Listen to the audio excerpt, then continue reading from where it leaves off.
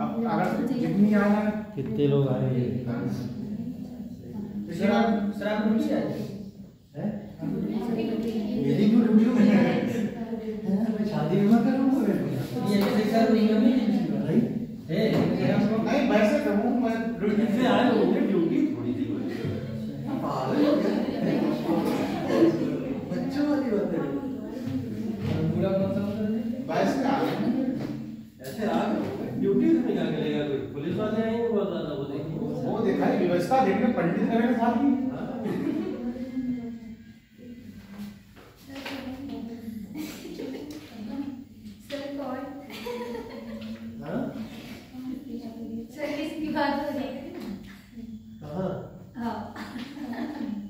ये लोग कह रहे हैं पिछली बार विवाह समारोह था तो छुट्टी थी।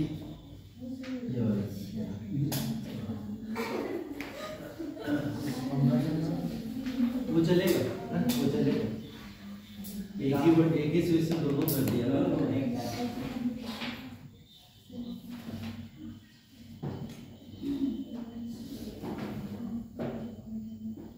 क्या पढ़ रहे थे बताओ?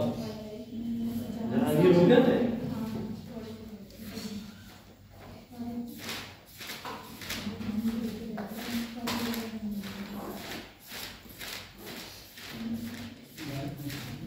ये स्विच नहीं ऑन किया था सर?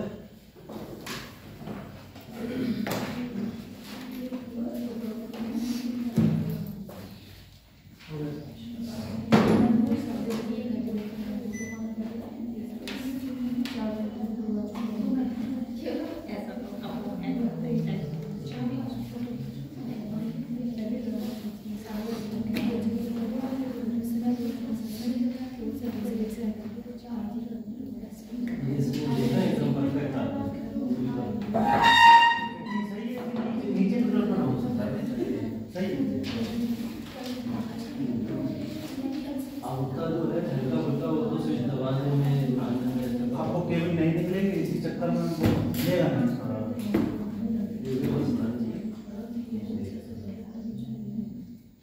वैसे अब निकलेगी भी नहीं, अब कोई ऐसा फंक्शन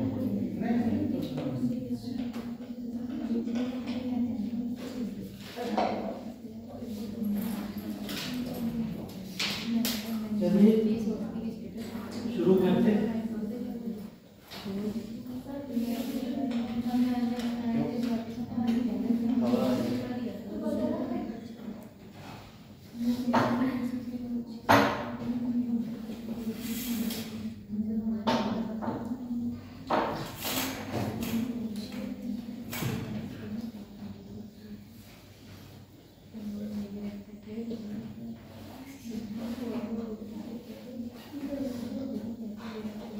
ये तो पढ़ना था शाहजहां और उसका ताजमहल, है ना? चलो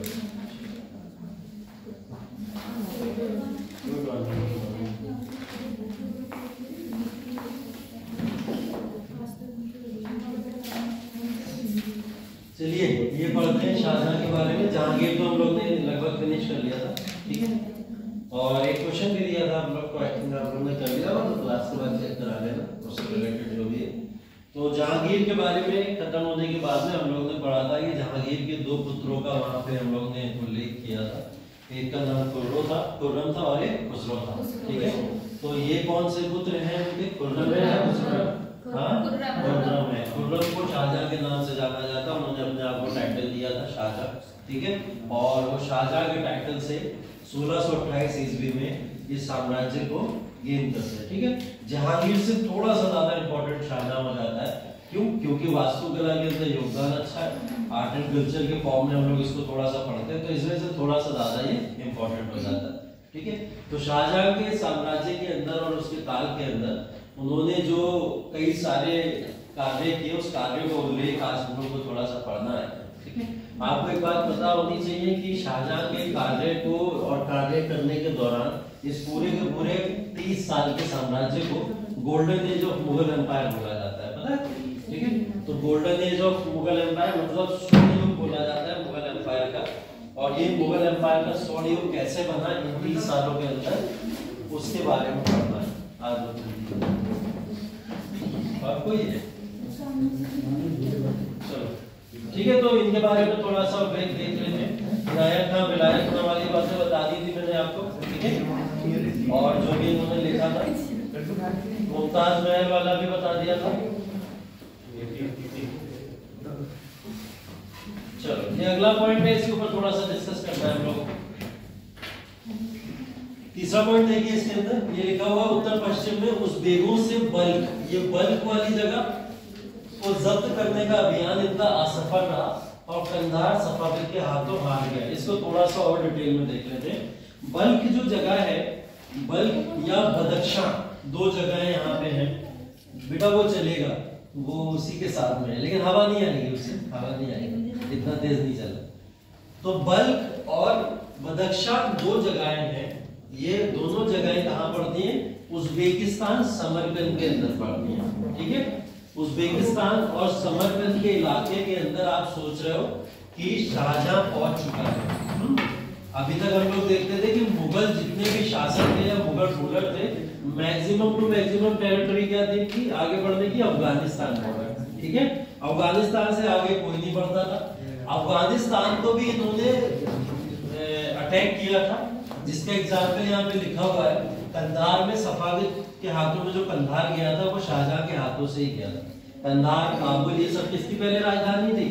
सब मुगलों की राजधानी हुआ करती थी, मुगलों के पार्ट हुआ करते थे। लेकिन शाहजहां के समय में जब इन्होंने काबुल या कंधार को कैप्चर करने की कोशिश करी तो उस समय इनके हाथों से काबुल और कंधार निकल गया। अब ये काफी बेइज्जती वाली बात थी कि मुगल शहंशाह जो अभी तक पूरे साम्राज्य के विस्तार को अपने साथ में लेके चल रहे थे, फाइनली उनके हाथों से क्या निकल चुका था? अफगानिस्तान निकल चुका था। तो शाहजहां ने इसको ओवरकम करने के लिए क्या करा? उसने कहा अफगानिस्तान छोड़ो, मैं उससे भी आगे बढ़ जाऊंगा, ठीक है। अब उससे आगे बढ़ने के लिए कहां पहुंच गए? बल्ख पहुंच गया। बल्ख और बदख्शां, फिर से बता रहा हूं मैं, समरकंद का इलाका, वो इलाका जहां से बाबर ने भारत के अंदर आना शुरू किया था, ठीक है। बाबर वहीं से तो लेने देने वाला था। उज़्बेकिस्तान समरकंद ये इलाका था। तो शाहजहां यहाँ पे उज़्बेकिस्तान समरकंद के इलाके में बल्ख को जीतने पहुंचते हैं। बल्ख के अभियान के अंदर ये अपना अंधाधुंध पैसा खर्च कर देते हैं। जैसा औरंगजेब ने दक्षिण विजय के लिए किया था, वैसा इन्होंने उत्तर पश्चिम विजय के लिए अपना कई सारा पैसा खर्च किया, ठीक है। तो कई सारे राइटर्स ने बाद में ये बात लिखी है कि मुगलों का जो विघटन शुरू हुआ था वो एक्चुअल में शाहजहां के काल से ही शुरू हो गया था। कई लोगों ने लिखा है ऐसा, ठीक है, लेकिन एक्चुअल में माना कब जाता है? वो औरंगजेब के काल के बाद से ही माना जाता है। लेकिन लोगों ने बोलना ये शुरू कर दिया था कि शाहजहां का काल जो था, जो अंधाधुंध संपत्ति थी मुगलों के पास में, वो शाहजहां ने यहाँ पे वेस्ट करना शुरू कर दी। ऐसे अभियानों की कोई जरूरत नहीं थी कि आप उज़्बेकिस्तान, समरकंद जैसे इलाकों में जाके उसको जीतने की कोशिश करो, ठीक है। वो आउट ऑफ द टेरिटरी था, लेकिन ये अपना एक नया मकाम, नया पहचान बनाना चाहते थे, इस वजह से उन्होंने ट्राई किया। इस ट्राई करने में इनका बहुत सारा पैसा खर्च हुआ, ठीक है। दूसरा अभियान इनका ये भी था कंधार वाला। कंधार में सफाविद पहले से ही थे, बताया था मैंने आपको, लेकिन अकबर ने उनको कंट्रोल में लिया था। अकबर के हाथों में आया था सफाविद का पूरा साम्राज्य, लेकिन बाद में शाहजहां के काल के दौरान फिर सफाविद ने उसको रिकैप्चर कर लिया। तो कंधार, काबुल भी गया, और जो समरकंद जीतने गए थे वो राजधानी भी यहाँ से चले गए। तो उत्तर पश्चिम के अभियान तो इनके पूरी तरीके से विफल साबित हो गए, ठीक है। यहाँ विफलता जरूर मिली इन्हें, लेकिन आगे चल के इन्होंने जब मध्य भारत और दक्षिण भारत के अभियानों के ऊपर कैप्चर करना शुरू किया तो वो अभियान इनके सफल होते, जो इनकी इमेज को 30 साल तक संभाल के रख पाए, ठीक है। अब आगे वाले अभियानों को देख लेंगे थोड़ा सा। जैसा ये है दक्कन नीति, ठीक है।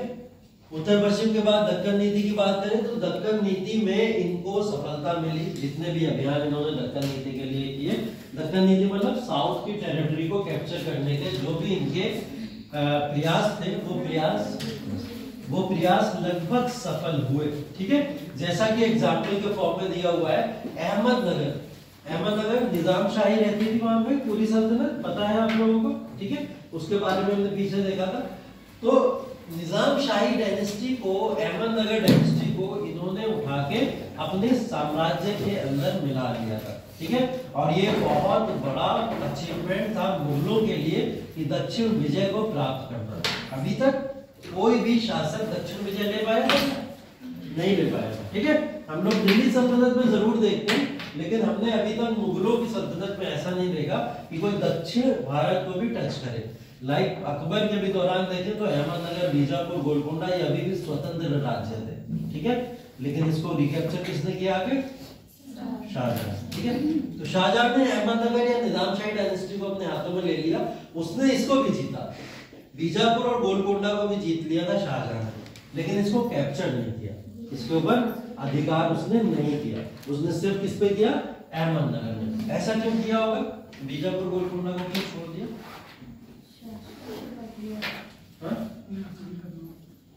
बीजापुर गोलकोंडा छोड़ दिया, अहमदनगर को कर लिया कैप्चर, तो दो राजधानियां छोड़ के एक राजधानी को ले लेना।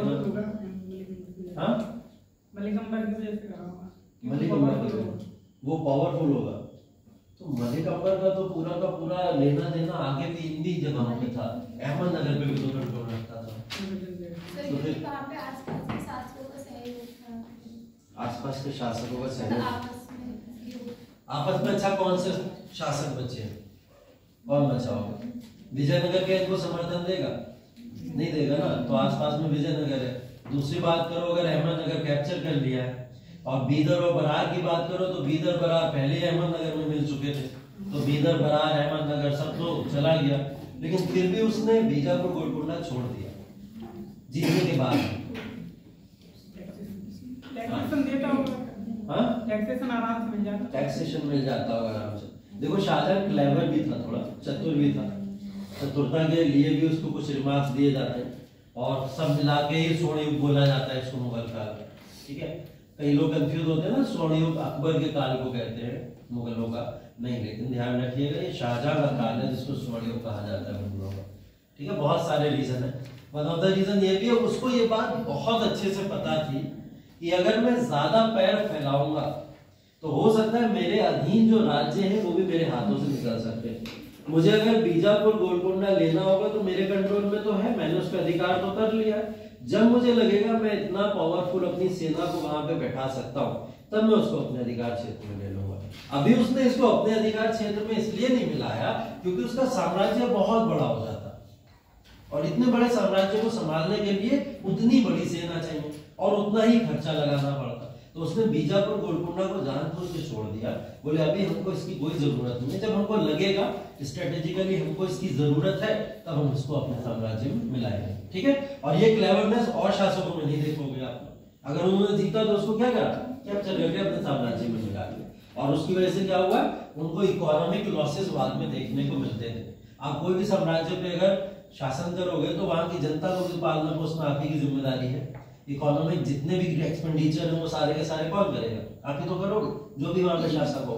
तो ये बात यहाँ पे इसको बता दी, तो इसने कहा गोलकोंडा बीजापुर उनके हाथों में ही रहने दो, अभी जब आगे जरूरत लगेगी तो कैप्चर करेंगे इसको। आगे चल के औरंगजेब ने कैप्चर किया, जब आप लोग औरंगजेब का शासनकाल पढ़ोगे तो बीजापुर गोलकोंडा दोनों कैप्चर करेंगे, ठीक है। और आगे चल के उसी के कारण आप लोग देखोगे कि दक्षिण नीति के कारण ही औरंगजेब का पूरा साम्राज्य आगे चल के डूबता चला जाता है, ऐसा होता है। चलो, तो ये इसकी दक्षिण नीति थी। दक्षिण नीति के अंदर अहमदनगर को ले लेना और बीजापुर गोलकोंडा को छोड़ देना, इसके पीछे कारण था, ठीक है। इस कारण को आप लोग समझ गए अच्छे से, ठीक है। इसके बाद में यहाँ पे इसने कुछ ऐसी चीजें भी निर्माण भी कराए, और निर्माण के बारे में भी बात करेंगे, ठीक है। वो निर्माण के अंदर जैसे यहाँ पे लाल किला, जामा मस्जिद और चांदनी चौक, ठीक है। यहाँ पे जो चांदनी चौक का पूरा इलाका है या जामा मस्जिद का इलाका है, वो शाहजहां की एक पुत्री थी, कोई नाम बताएगा? जहां औरंगजेब की बड़ी बहन, ठीक है। तो उसके साम्राज्य के अंदर औरंगजेब के जहांआरा का भी रोल रहा है काफी, तो शाहजहां की पुत्री थी, उनकी देखरेख के अंदर इन चीजों का निर्माण हुआ था। तो कभी डायरेक्टली भी पूछा जा सकता है कि लाल किला, जामा मस्जिद या चांदनी चौक के निर्माण में किसका योगदान था। हो सकता है वहां पे आपको शाहजहां का नाम ना मिले, क्यों नहीं मिलेगा, क्योंकि ये किसकी देखरेख में हो रहा है, जहांआरा की देखरेख में हो रहा है। जहांआरा शाहजहां की पुत्री थी जो औरंगजेब की बड़ी बहन है, आगे चल के आप पढ़ोगे उसके बारे में, ठीक है। इनके समय में एक प्रथा चली थी, सलाम प्रथा, ठीक है। जैसा आप लोग पीछे पढ़ते थे पैबोस, सिजदा, इस तरीके की प्रथाएं पढ़ते थे, तो इन्होंने कौन सी प्रथा चलाई थी? सलाम। और इसका मतलब क्या होता था? जमीन पोस, मतलब वही है कि आके क्या करना है, जमीन को चूमना है। मतलब आप क्या करो, शासक के पैरों को चूमने की जरूरत नहीं है, पैबोस में तो यही होता था। अब इसमें क्या है, जमीन को चूम सकते हो आप आके। तो इसका क्या था, दोनों तरीके से बैलेंस करता था चीजों को, कि जमीन को चूमने पे लोग इस बात को नहीं कहेंगे कि शासक के आगे अपना सर झुका रहा है या शासक को चूम रहा है, ठीक है। तो वो उसने इस तरीके को थोड़ा पॉलिटिकली और रिलीजियस वे में चेंज करने की कोशिश करी, जो प्रथा सलाम प्रथा के फॉर्म में कहलाई जाएगी, ठीक है। तो ये सलाम प्रथा कहलाती है। अब इसके शासनकाल के दौरान, क्योंकि इसका शासनकाल 30 साल तक चला और सही सलामत चला, पॉलिटिकली इसने बहुत ज्यादा अपलिफ्टमेंट किया, डेवलपमेंट किया। 30 साल तक ये दक्षिण भारत के अंदर भी पहुंच गया और जो चाहा इसने वो जीता, सिर्फ और सिर्फ समरकंद और अफगानिस्तान छोड़ दे, वो दोनों जगह इसके हाथों से निकली थी, ठीक है। तो अब हुआ क्या, इसके जो पुत्र थे उनको एक न्यूज मिली 1657 में, 1657 में। और वो न्यूज क्या थी कि शाहजहां बीमार हो गया है, ठीक है, काफी बीमार हो गया और अब वो शायद अपने अंतिम समय में है। तो अब शाहजहां को क्या जरूरत है, नए रूलर की या नए साम्राज्य के विस्तार के लिए एक नए शासक की जरूरत है। वो अनाउंस क्या कर देता है शाहजहां, क्या देता है कि दारा शिकोह मेरा अगला शासक होगा। अभी तक आप ये परंपरा नहीं देखोगे मुगलों के अंदर कि कोई भी मुगल शासक ये अनाउंस करता हो कि अगला शासक कौन होगा, ठीक है। इन्होंने क्या करा, अनाउंस कर दिया। इन्होंने बोला दारा शिकोह जो होगा अगला शासक होगा भारत का। इसी से प्रॉब्लम हो गई। 1657 में यहाँ औरंगजेब भागा चला आया, ठीक है। औरंगजेब ने बोला ये साम्राज्य मेरा है और मैं ही साम्राज्य को संभालूंगा। औरंगजेब इसलिए इस बात को बोला करता था क्योंकि अभी तक उसको जितने भी अभियान दिए गए भारत के अंदर, चाहे वो दक्षिण के अभियान हो चाहे वो पूर्व के अभियान हो, उन अभियानों को जीत के उसने शाहजहां के हाथों में दिया था। तो वो इस बात पर क्लेम करता था। और दारा शिकोह भी नो डाउट बहुत ही कुशल जो था योद्धा था, वो भी इसी लेवल का था। लेकिन औरंगजेब और दारा शिकोह के बीच में ये टसल काफी समय तक चला, दोनों सुप्रीम अपने आप को माना करते, ठीक है। अब हुआ क्या, इनके 4 भाई थे ये लोग टोटल मिला के, जिनके बीच में आपस में ये युद्ध होगा कि कौन साम्राज्य को अपने अधीन लेके आएगा, ठीक है।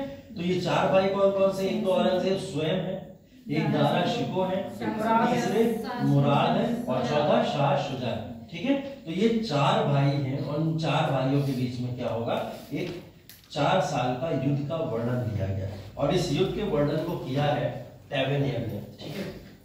टेवेनियर एक यात्री थे जो फ्रांसीसी यात्री हैं और ये फ्रांसीसी यात्री शाहजहां के शासनकाल के दौरान यहाँ पे आए थे विजिट करने। ये समय है वही 1657, 58, 59, 60 जब ये यहाँ पे विजिट करने आए थे और इन्होंने अपनी किताब के अंदर इन 4 युद्धों का वर्णन किया हुआ है। The war of succession of 1658 इस किताब के अंदर इन्होंने इसके बारे में लिखा है, ठीक है, ध्यान रखिएगा।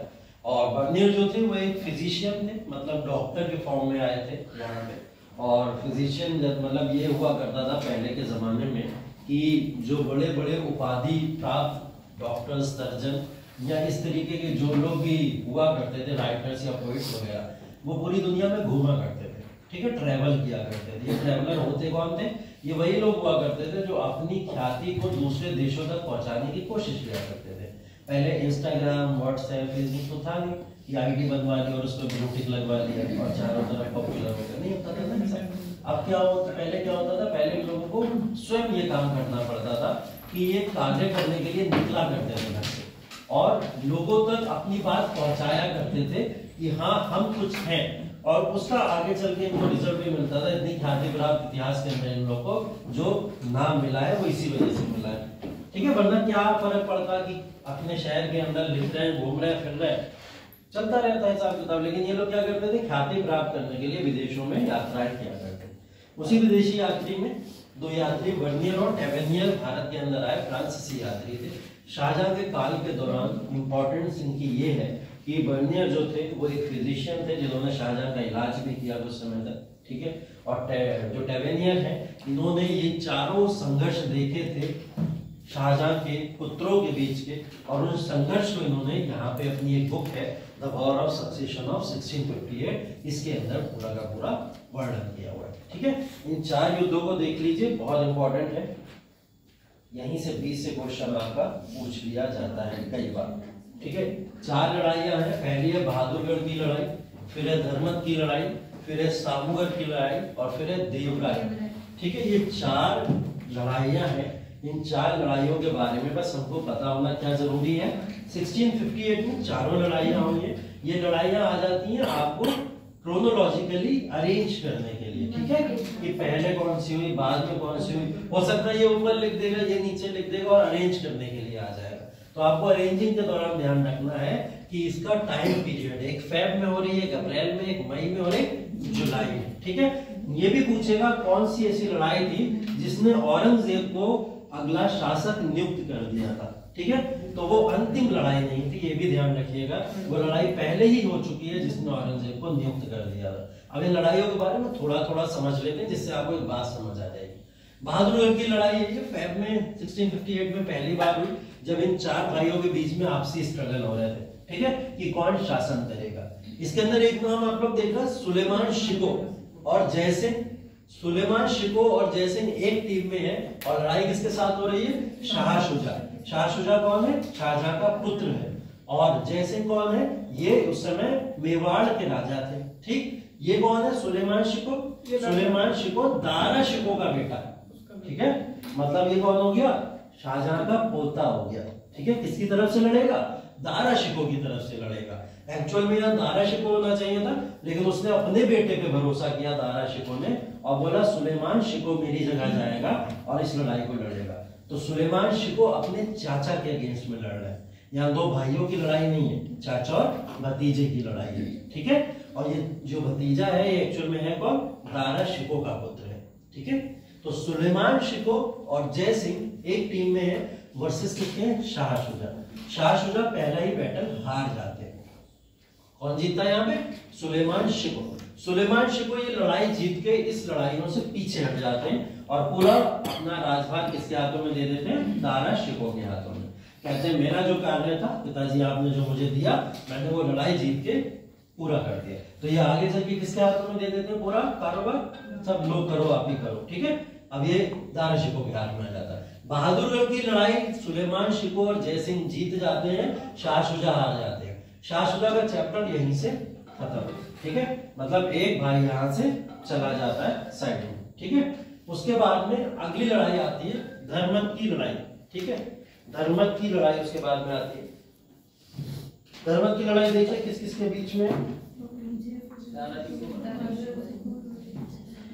आप देखिए जसवंत सिंह, यहाँ पे जसवंत सिंह कौन है? ये भी वही है, सवाई वगैरह जो जयसिंह थे उनके आगे चल के देखोगे आप पुत्रों में से है। ठीक है, तो ये जसवंत सिंह है, अगेन फिर राजपूत है और ये दारा शिको के साथ में है इस समय। ठीक है, और इनकी लड़ाई किसके साथ में होती है? औरंगजेब और मुराद। औरंगजेब और मुराद दोनों भाई हैं और दारा शिको तीसरा भाई है। दारा शिको के हाथ में ये कमांड कौन देके चले जाते हैं? सुलेमान शिको। कहते हैं कि एक लड़ाई तो मैंने जीत ली है, अगली लड़ाई की बारी आपकी है। और दारा शिको स्वयं आता है, कहता अब ये बात मेरे हाथों में छोड़ दो, मैं आगे की लड़ाई मैं देखूंगा। तो जसवंत सिंह और दारा शिको इस लड़ाई को किसके अगेंस्ट में लड़ेंगे? औरंगजेब और मुराद के। औरंगजेब अगला शासक जो है और मुराद उसका छोटा भाई। बताओ कौन जीता होगा? औरंगजेब और मुराद। दारा शिको कहने को तो बहुत सफल योद्धा थे और बोला जाता है कि जिस भी अभियान में जाते थे नहीं हारा करते थे, लेकिन यहाँ पे औरंगजेब और मुराद के सामने ये हथियार डाल देते। दारा शिको यहाँ पे हार जाते। दारा शिको हार के यहाँ से जब भागता है तो फिर वो अगला युद्ध अनाउंस करता है, सामूगढ़ की लड़ाई। ठीक है, सामूगढ़ की लड़ाई अगेन फिर औरंगजेब और मुराद फिर से एक टीम के अंदर है। और यहाँ पे कौन है? तीसरा शाह शुजा। शाह शुजा कौन है? ये इनका शासन से कोई लेना देना नहीं, इन्हें बिल्कुल मतलब नहीं है कि मुझे शासन करना या नहीं करना। औरंगजेब सिर्फ इनको अपनी तरफ इसलिए मिलाता है कि वो शक्ति प्रदर्शन करना चाहता है। वो दिखाना चाहता है कि हमारे साम्राज्य के अंदर सभी भाई जब एक तरफ है तो अकेला दारा शिको क्यों इस जिद पे अड़ा पड़ा है कि मुझे ही साम्राज्य चाहिए। ठीक है, औरंगजेब मुराद को और शाह शुजा को इसके लिए मना लेता है कि मैं शासक बनूंगा और आप दोनों को अच्छे अच्छे प्रोविंसेस दूंगा। ठीक है, तो ये दोनों मिलके किसके साथ में? औरंगजेब के साथ में। अगेंस्ट किसके? दारा शिको। और यहाँ पे अगेंस्ट फिर कौन है? जयसिंह। ठीक है, ध्यान रखिएगा भाई जयसिंह यहाँ पे अगली लड़ाई में भी। तो इसमें कौन जीतेगा? औरंगजेब, मुराद और शाह शुजा इस लड़ाई को जीत जाते हैं।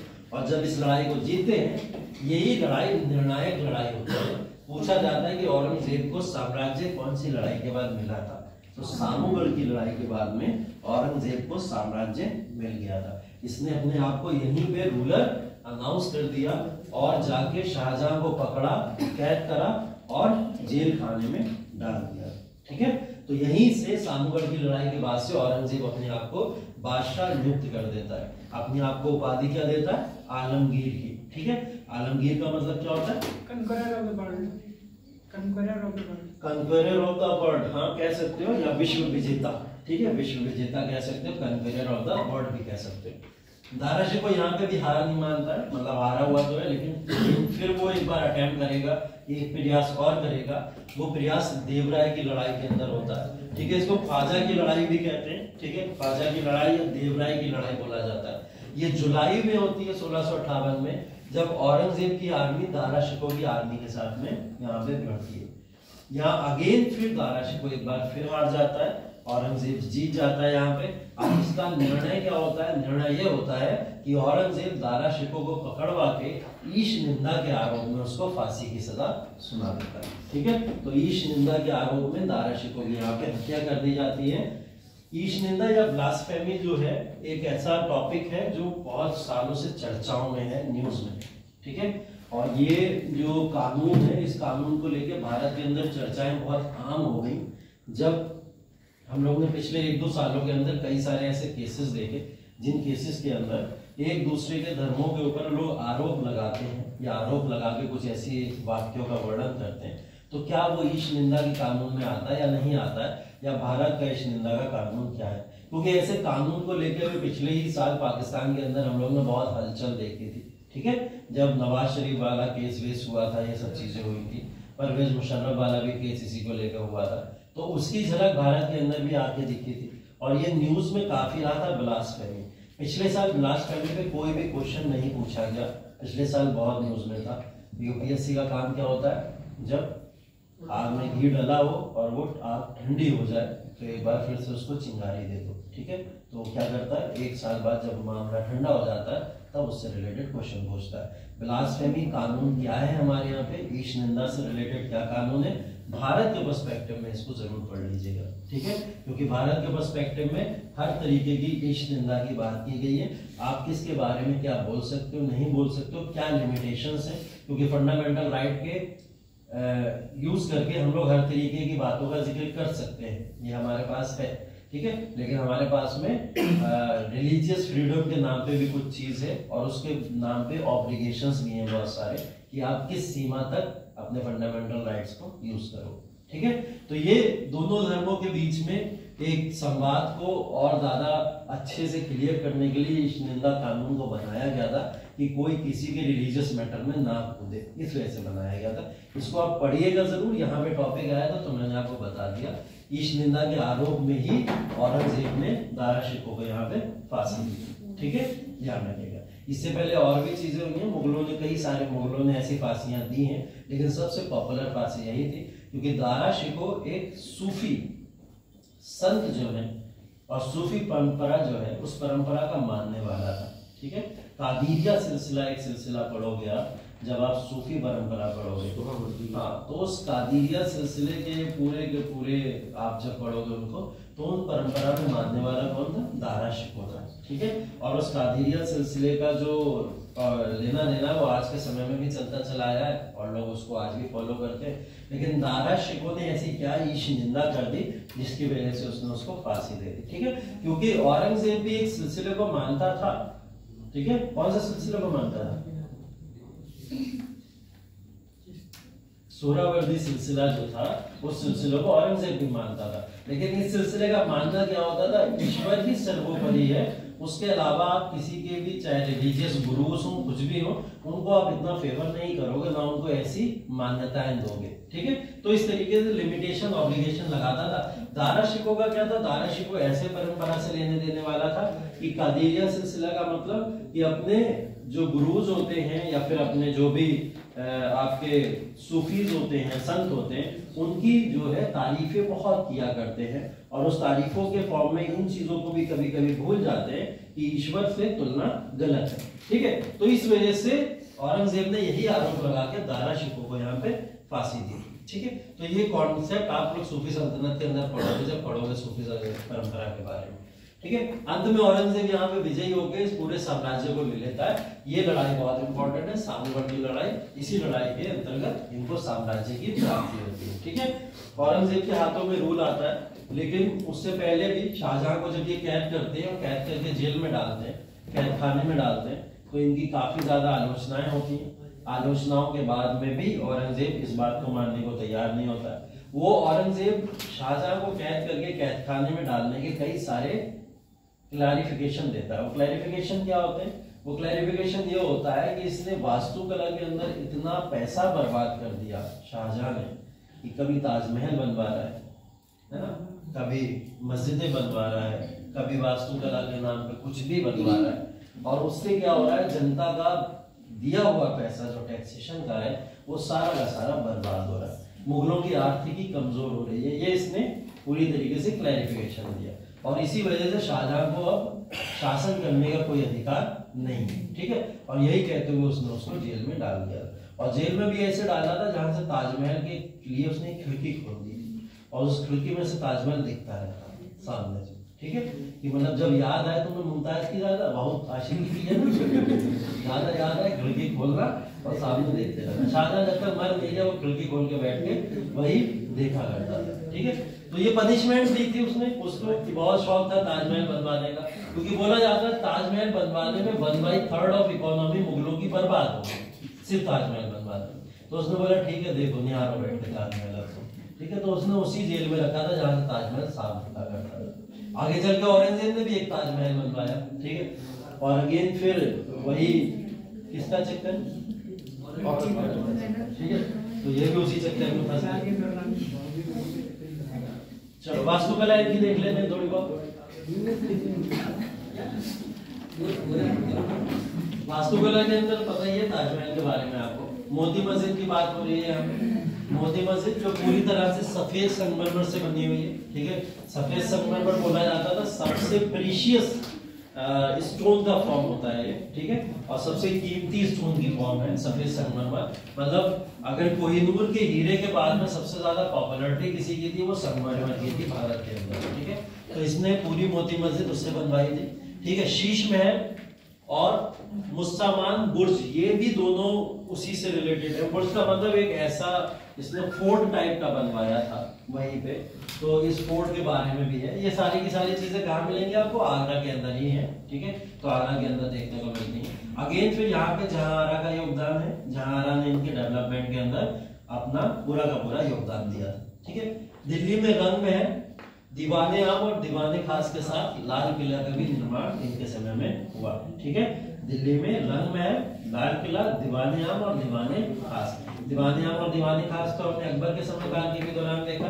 ठीक है, लेकिन इसके दौरान में भी दीवाने आम और दीवाने खास का डेवलपमेंट हुआ था। ठीक है, दिल्ली में जामा मस्जिद जो पूरी की पूरी लाल पत्थर से बनी हुई है। ठीक है, जब आप दिल्ली की जामा मस्जिद देखोगे जाके तो रेड स्टोन से बनी हुई है पूरी की पूरी, तो उसका आर्किटेक्चर रेड स्टोन। और ये रेड स्टोन का जो आर्किटेक्चर है, ये रेड स्टोन के आर्किटेक्चर हमको बेसिकली जो देखने को मिलते हैं वो ईरान के अंदर या फिर जो फारस का इलाका है वहां पे ऐसे आर्किटेक्चर देखने को मिलते हैं। ठीक है, तो ऐसा बोला जाता है कि उनकी परंपरा उनकी शैलियों को भारत के अंदर लाके इन्होंने उपयोग किया था, जिसका एक एग्जाम्पल क्या है, जामा मस्जिद जो लाल पत्थर से बनी।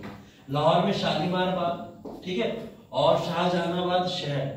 शाहजहानाबाद शहर दिल्ली के इलाके से ही सटके एक शहर पूरा का पूरा बसाया था जिसको शाहजहानाबाद शहर बोला जाता था, जो आपका चांदनी चौक के इलाके से और पुराना दिल्ली जो पूरा का पूरा है उसको कवर करता होता है। ठीक है, तो ये पुराना दिल्ली वगैरह जो है ये इस समय में पूरा का पूरा डेवलपमेंट शाहजहां के ही दौरान हुआ था। न्यू दिल्ली की बात करोगे जब तो वो अंग्रेजों के समय के दौरान आके पूरी की पूरी बसाई गई थी। ठीक है, ताजमहल में कौन सी पद्धति का यूज हुआ है ये क्वेश्चन एक बार पूछा गया।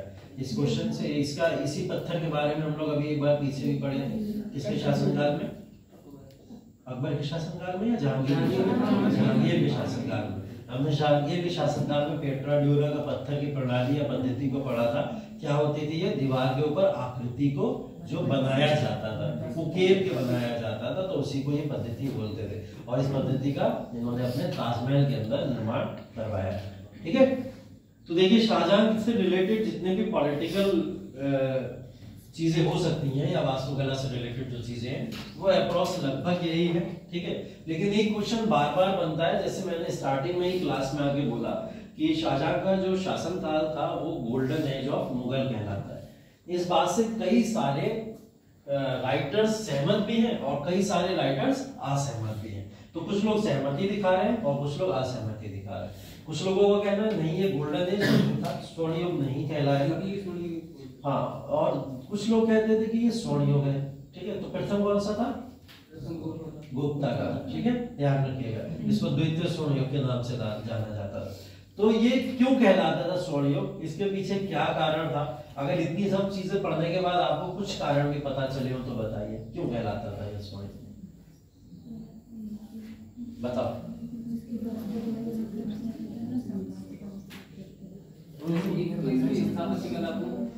स्थापत्य कला या वास्तुकला, उसका निर्माण देखने को मिल रहा है। और इतना दिख रहा है कि मतलब पूरे मुगलों की ही वाहवाही हो रही थी उस समय निर्माण के दौरान।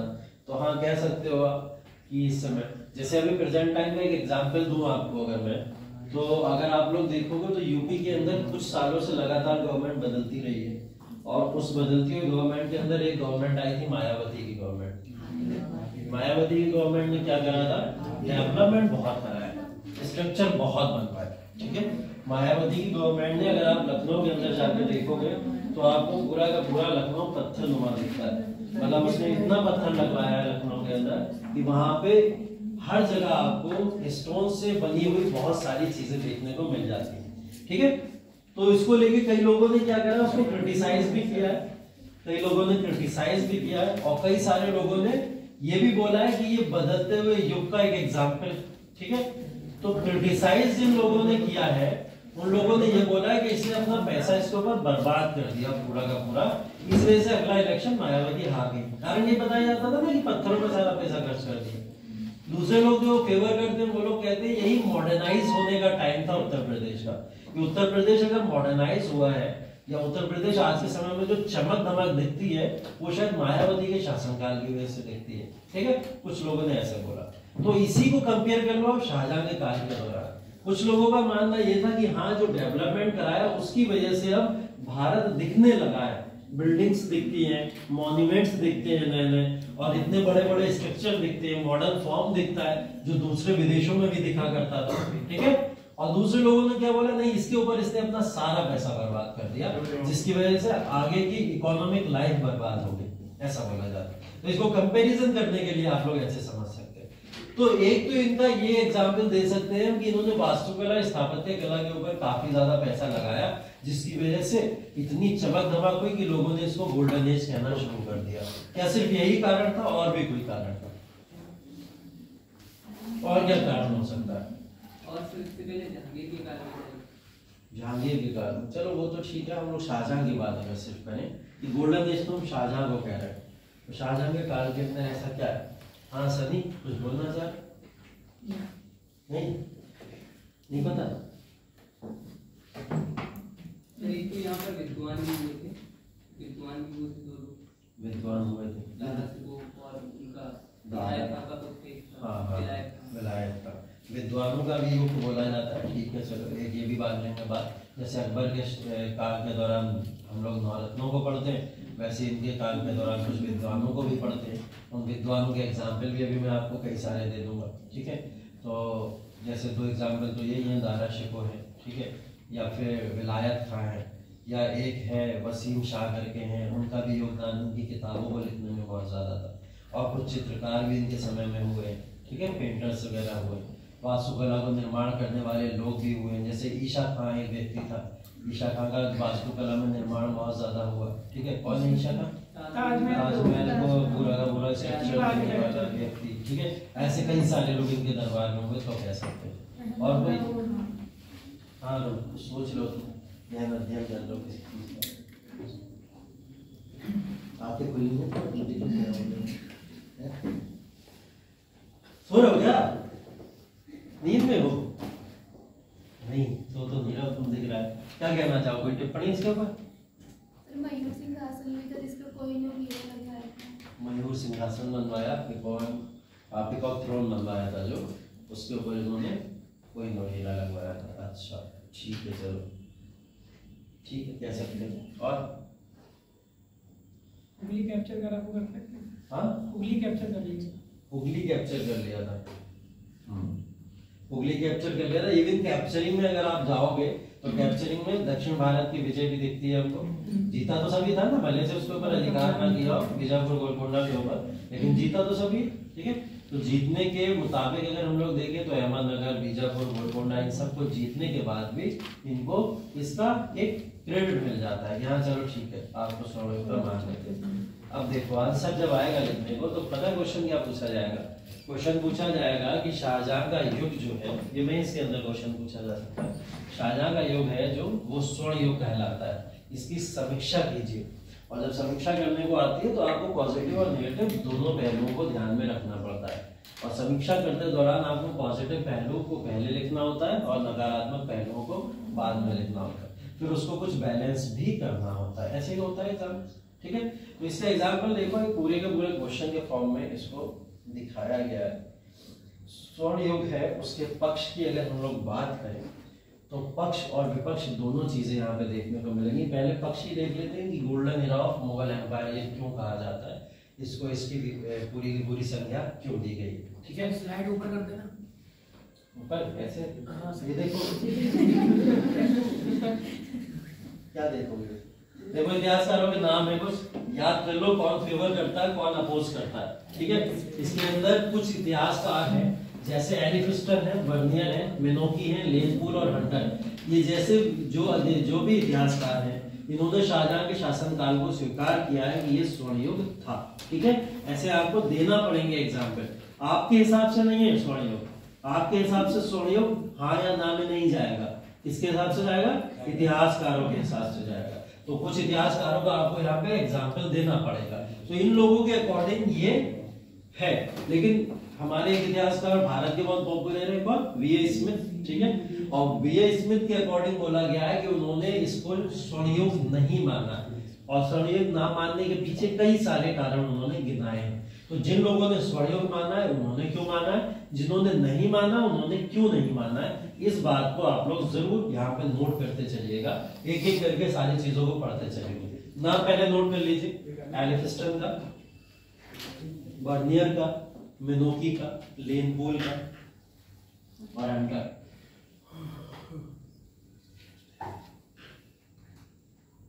और ऐसे ही पता 5-6 नाम याद कर लो इतिहास के अंदर। ठीक है, ये इतिहासकार वो इतिहासकार है जो मॉडर्न हिस्ट्री जब लिखी गई थी उस समय में इन्होंने इतिहास को लिखा है।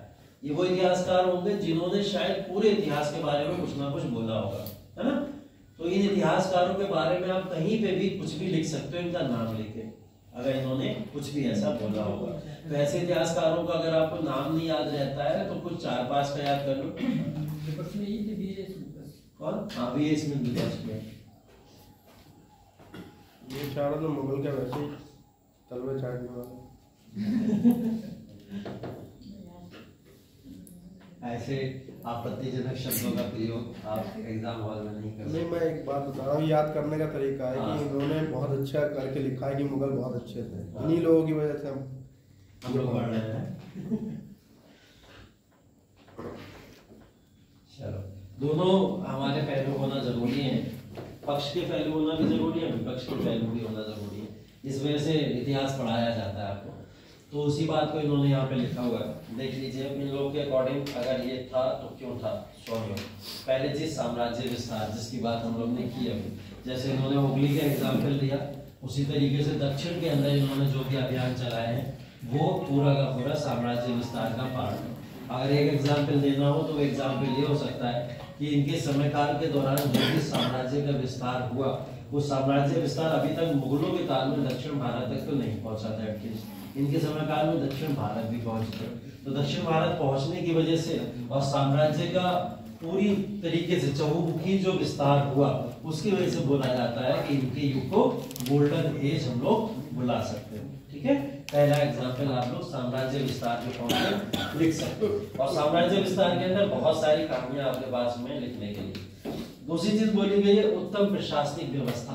ठीक है, उत्तम प्रशासनिक व्यवस्था मतलब प्रशासन बहुत अच्छा बताया जा रहा है इनके समय काल के दौरान कि प्रशासनिक व्यवस्था जो भी थी, मतलब अगर कोई भी डिपार्टमेंट बना करते थे, उन डिपार्टमेंट को इतनी अच्छे तरीके से और बेहतर तरीके से रन कराया जाता था कि वो डिपार्टमेंट्स के बेसिस पे इनके प्रशासन को बहुत ही अलग लेवल पे दर्जा दिया गया। ठीक है, तो ये एक प्रशासनिक व्यवस्था है। जैसे आप एग्जाम्पल के फॉर्म में अगर आप देखोगे तो इनका वास्तुकला का जो पूरा का पूरा डिपार्टमेंट है, उसके अंदर कुछ ऐसे लोग हुए जिन लोगों ने वास्तुकला को ऐसा बनाया इनके काल के दौरान कि वो एक रीजन बन गया स्वर्णयुग बनने का। ठीक है, तो डिपार्टमेंट्स बहुत मैटर करते हैं, उसकी वजह से इनकी प्रशासनिक व्यवस्था अच्छी थी।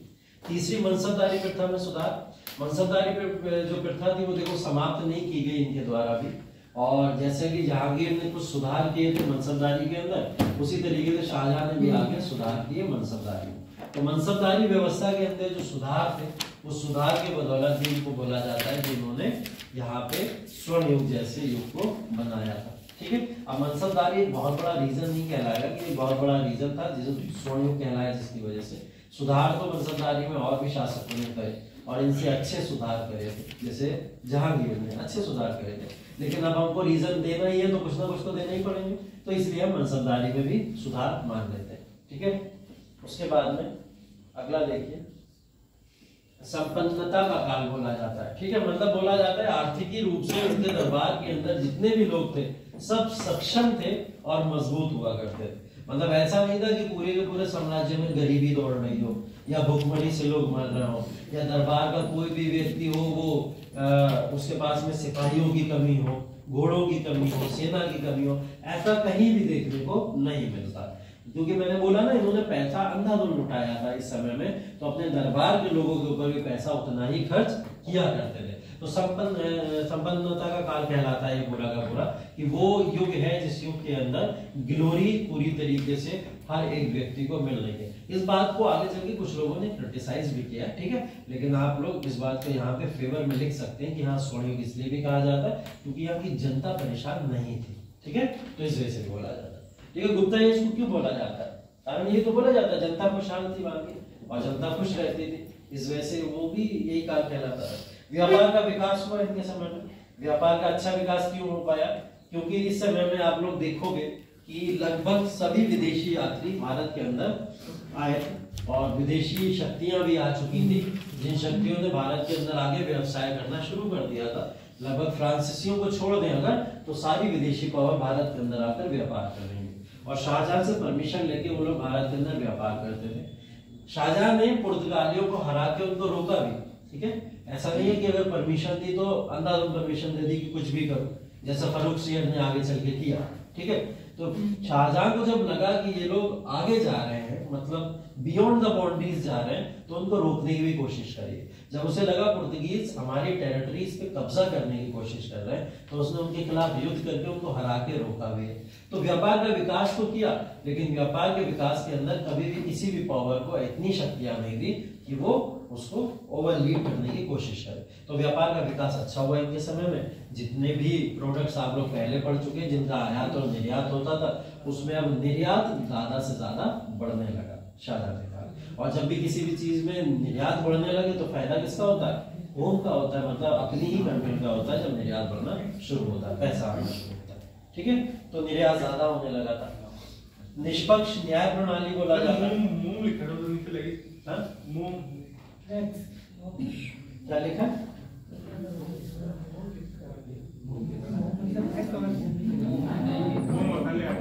क्या हो गया? कुछ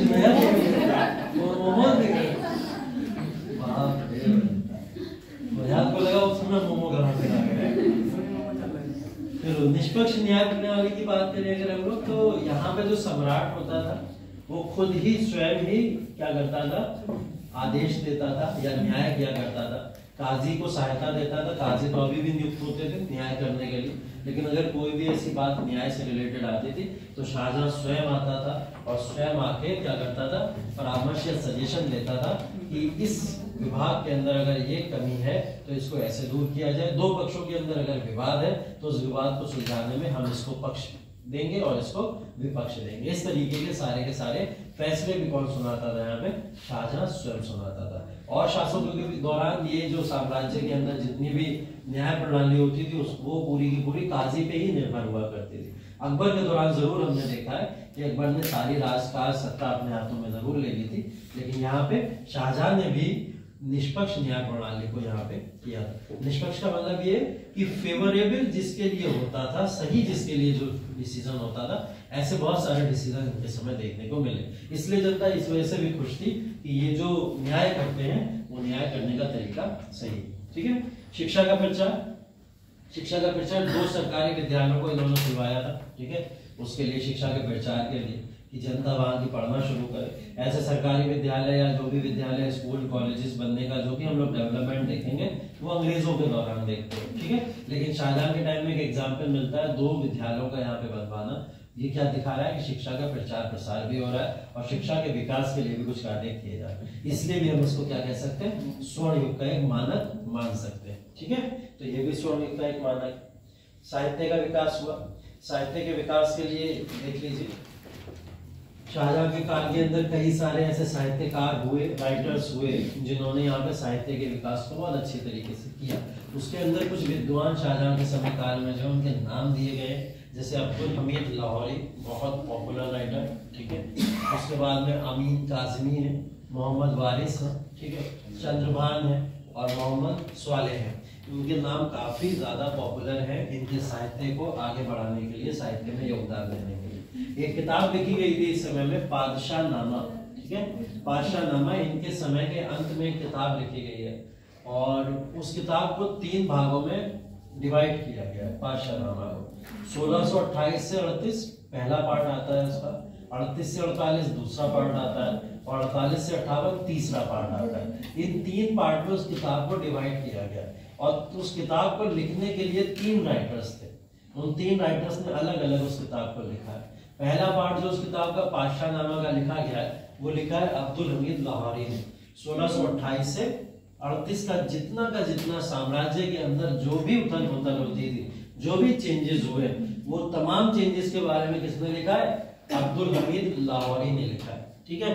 ताजमहल बनना शुरू हुआ तो ये किताब के कौन से पार्ट में वर्णन दिया गया होगा?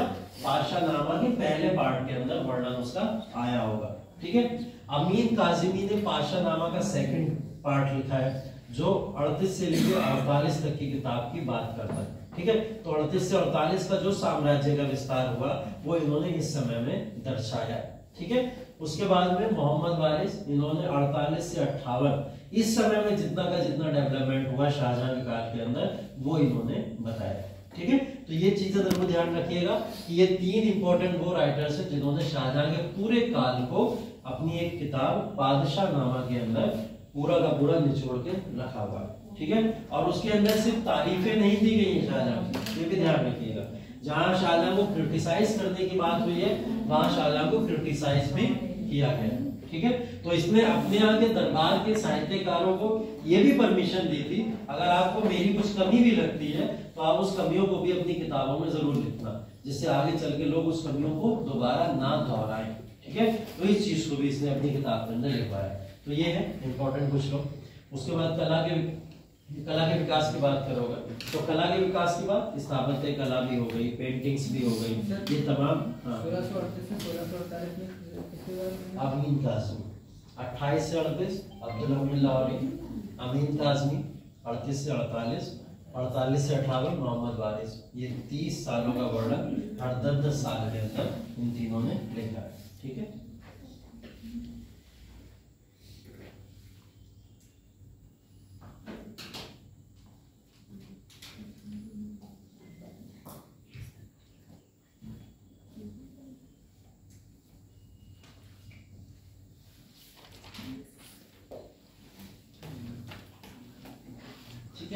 उसके बाद कला की बात करें तो स्थापत्य कला या फिर आपकी वो भी आ जाएगी, इसके अंदर पेंटिंग्स या चित्रकला वगैरह ये सब चीजें आ जाएंगी। तो कला के अंदर बहुत सारी कलाएं, वास्तुकला जो आप लोग पहले देख चुके हो, निर्माण हुए कई सारे, उसके एग्जाम्पल यहाँ पे मेंशन कर सकते हो। साथ ही साथ में तख्ते ताउज वगैरह। ठीक है। या पिकेट थ्रोन की बात करें वो भी एक था जिसके अंदर कोहिनूर का जो था हीरा लगा हुआ था, जड़ा हुआ था। ठीक है, जिसको कौन ले गया था भारत से? महादेव शाह। ठीक है, तो इसके बाद में चित्रकला का भी निर्माण हुआ है। चित्रकला के निर्माण के अंदर भी इनके दरबारी जो चित्रकारों में सबसे पॉपुलर थे वो कौन थे? फकीरुल्लाह। ठीक है, चित्रकारों में सबसे पॉपुलर है फकीरुल्लाह, नाम याद रखिएगा। संगीत के क्षेत्र में भी देखने को मिलता है। तानसेन के एक दामाद थे जिनका नाम था लाल खान। ठीक है, लाल खान नाम था और उनका नाम यहाँ पे काफी ज्यादा पॉपुलर है और वो संगीत के लिए जाने जाते थे। मतलब तानसेन की तरह ही संगीत को यहाँ पे पॉपुलराइज शाहजहां के शासनकाल में किया, तो वो लाल खान ने किया था। ठीक है, तानसेन के दामाद, ध्यान रखें। तो ये पक्ष में हो गए तमाम जो भी है सारी चीजें, ये सारी की सारी पक्ष की। विपक्ष में अगर तर्क देने होंगे आपको, तो विपक्ष में क्या तर्क दोगे कि कैसे शाहजहां का काल स्वर्ण युग नहीं था। अगर ये पूछा जाए तो औरंगजेब की कुछ बातों को आप लोग सामने लेके आ सकते हो? जी ला सकते हो। औरंगजेब ने उनको जब कैद किया था तो कैद करते समय आरोप क्या लगाया था कि इसने वास्तुकला के ऊपर अपना सारा पैसा बर्बाद कर दिया। ठीक है, तो अगर आप लोग उसके तर्क को यहाँ पे लाओगे तो ये विपक्ष में एक तर्क हो सकता है कि वास्तुकला के ऊपर किया गया अंधाधुंध पैसा बर्बाद, जिसकी वजह से इसका जो एज है वो गोल्डन एज नहीं कहलाएगी। आर्थिकी तो डाउन हो रही है ना उसकी वजह से, ऐसा तो नहीं आर्थिकी बढ़ रही हो। ठीक है, तो आर्थिकी डाउन होती दिखाई देती है। ठीक, अगर और भी बात करें तो जैसा कि एक एग्जांपल मैंने आपको और भी दिया था कि इकोनॉमिकली लोग वहां पे स्ट्रांग हुआ करते थे, ऐसा बोला जाता है। ठीक है, कि शाहजहां के शासनकाल के दौरान लोग संपन्न हुआ करते थे या कोई भी परेशान नहीं हुआ करता था।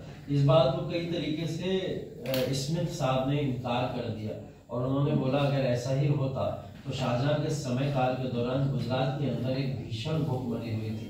ठीक है, उसका एक एग्जाम्पल दिया उन्होंने। तो गुजरात के अंदर वो भीषण भूखमरी शायद उस समय ना हुई होती अगर इतना ही संपन्न इनका साम्राज्य चल रहा होता।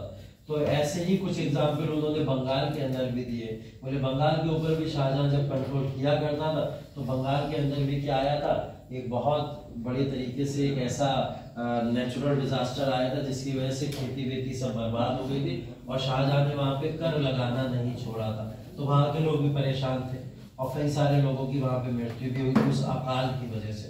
तो ये 2-3 एग्जाम्पल उन्होंने यहाँ पे मेंशन किए जिसकी बदौलत ये कहा गया कि हाँ, शाहजहां के शासनकाल के दौरान जो बोला जाता है कि जनता बहुत संपन्न थी, बहुत खुश थी, खुशहाल थी, ऐसा कहना पूरी तरीके से सही नहीं होगा। ठीक है, तो इसको कहते हुए क्रिटिसिज्म के फॉर्म में आप लोग यहाँ पे मेंशन कर सकते हो कि हाँ, स्वर्ण युग ऐसा काल कभी नहीं कहलाएगा बी.ए. स्मिथ के अकॉर्डिंग जहाँ पे जनता खुशहाल ना हो।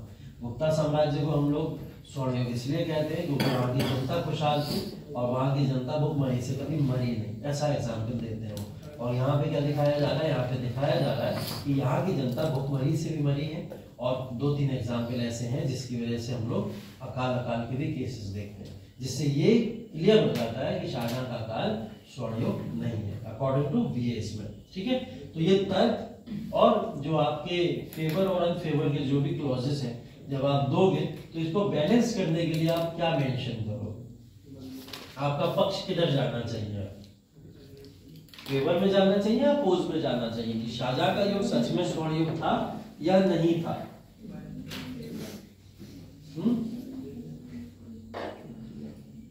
बताओ, नहीं था। देखो ये बहुत सारे एग्जाम्पल हैं, नोट्स के फॉर्म में दे दूंगा मैं आपको, करवर वाले जो भी मैंने बता दिया आपको, उसके कुछ चीजें लिखी हुई है, ये सब आप लोग पढ़ लीजिएगा। ठीक है, तो उसके विपक्ष से रिलेटेड बहुत सारी चीजें, फिर चलेंगे सीधा औरंगजेब के ऊपर।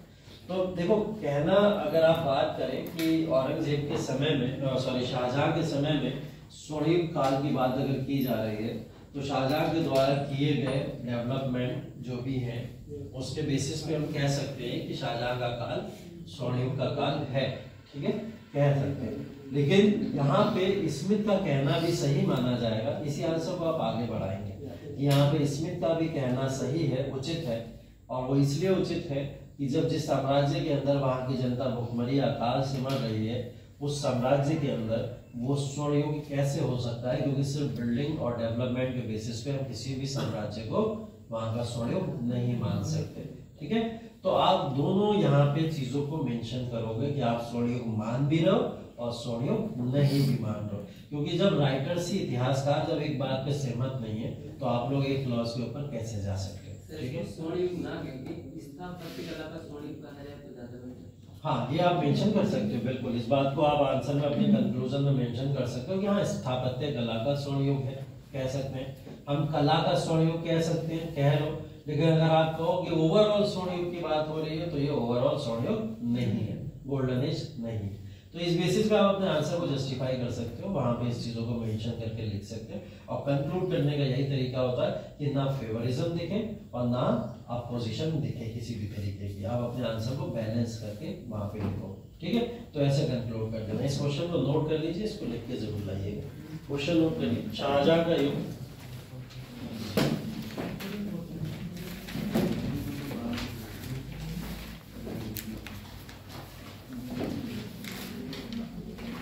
शाहजहां का युग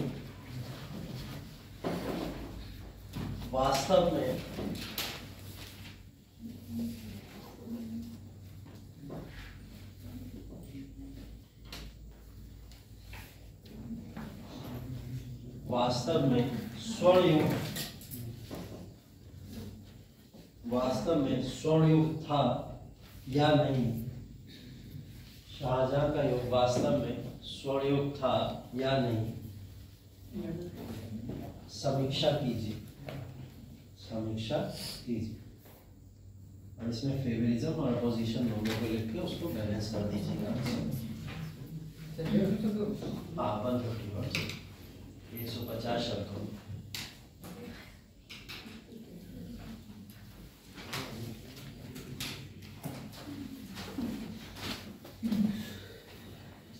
चलिए अगला टॉपिक औरंगजेब। ठीक है, बोला जाता है मोस्ट कंट्रोवर्शियल मुगल एम्पायर, ठीक है, या फिर सबसे ज्यादा कंट्रोवर्शियल एम्पायर ही अगर किसी के समय में था तो वो औरंगजेब का बोला जाता है। ठीक है, क्रिटिसिज्म बहुत ज्यादा है, कंट्रोवर्सी बहुत ज्यादा है, कई सारे मुद्दे हैं। हम लोग बहुत सारी बातों को दरकिनार करते हुए इसके द्वारा किए गए वर्क की बात करेंगे। ठीक है, कार्यों की बात करेंगे और जहाँ जैसा पॉइंट आएगा उसके बारे में भी इस पे डिस्कशन करेंगे। देखिए औरंगजेब जो है यहाँ पे जिस तरीके से इसने साम्राज्य को लिया था, क्रिटिसिज्म तो वहीं से शुरू हो गया था। लोगों ने बोला अपने पिता को कैद खाने में डाल के जो शासक या सम्राट शासन कर रहा है वो कैसा शासक है। ठीक है, तो इसने भी एग्जाम्पल फिर लंबे लंबे वाले दिए। कौन से वाले? प्राचीन इतिहास के। इसने बोला कि पहले भी ऐसा नहीं हुआ है क्या? पहले भी तो कई सारे शासकों ने अपने पिता को मार मार के भी शासन को लिया है। एग्जाम्पल बताओ। बिंबिसार, कालाशोक, ठीक है, ये सब एग्जाम्पल है। ठीक है, तो ये सब एग्जाम्पल के फॉर्म में इसने भी कुछ एग्जाम्पल ऐसे जस्टिफाई किए। तो कई सारे ऐसे शासक हुए जिन्होंने ऐसा पहले इतिहास में किया था, तो औरंगजेब ने ये कहते हुए जस्टिफाई किया। दूसरा इसने बोला मैंने ये कार्य किया है सिर्फ जनता के लिए, क्योंकि जनता के ऊपर जो राशि लगानी चाहिए वो शाहजहां किसके ऊपर लगा दे रहा है? वो शाहजहां सब वास्तुकला में लगा दे रहा है। तो ऐसा ना हो कि क्या होना चाहिए, जनता के लिए कार्य किया जाना चाहिए। ये कहता हुआ तो ये सल्तनत के अंदर आया क्या, लेकिन वाकई इसने जनता के लिए कार्य किए या जनता को फेवर किया, या फिर अपने सिर्फ और सिर्फ नीतियों के अंदर इतना उलझ गया कि शासन को सही से नहीं संभाल पाया।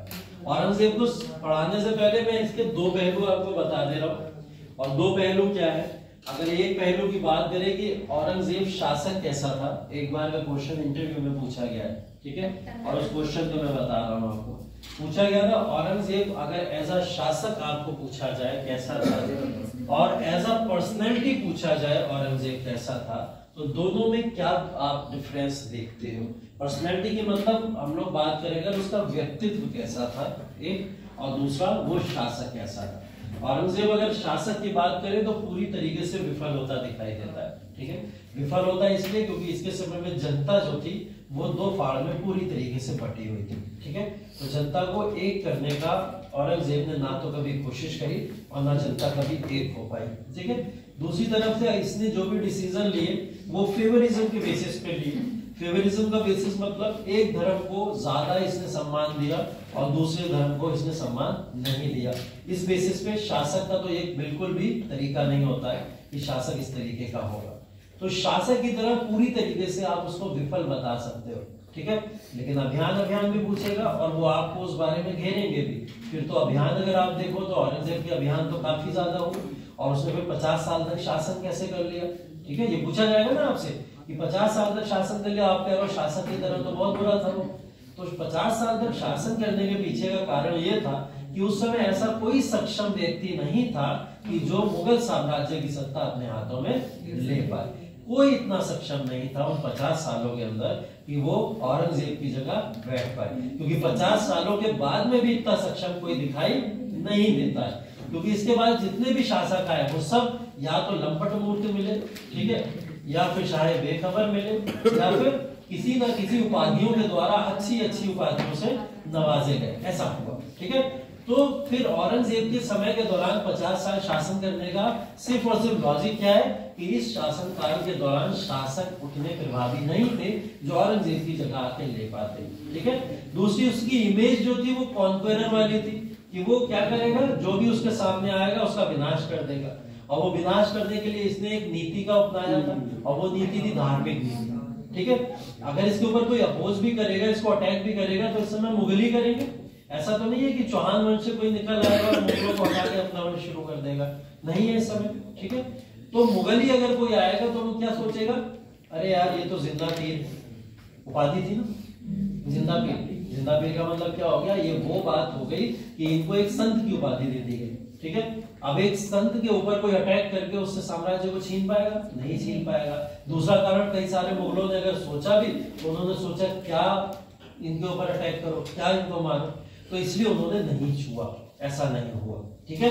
तो ये 2-3 चीजें देखने को मिलती हैं जिससे आप जस्टिफाई कर दोगे अपने आंसर को कि हाँ औरंगजेब 50 साल तक शासन करता है। इसका मतलब ये नहीं कि बहुत कुशल शासक था तो 50 साल शासन किया, नहीं, वो क्या था, उसके अलावा इनके पास में कोई दूसरा ऑप्शन था ही नहीं कि औरंगजेब के अलावा कोई यहाँ पे शासन करे, ठीक है।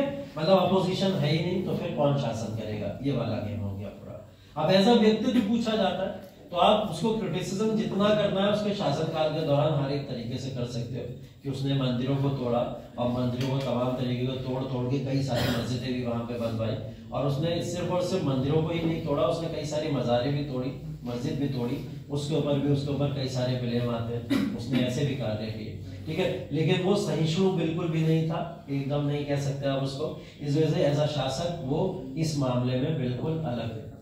एज अ व्यक्तित्व बात करें तो व्यक्तित्व के बेसिस पे औरंगजेब की तारीफें की जाती हैं, ठीक है।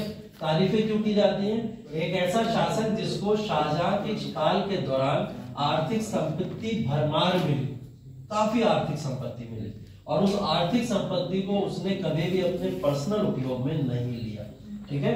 पर्सनल उपयोग मतलब अपने रहने सहने खाने पीने अपने परिवार के ऊपर उसने कभी भी राज्य का खर्चा नहीं किया।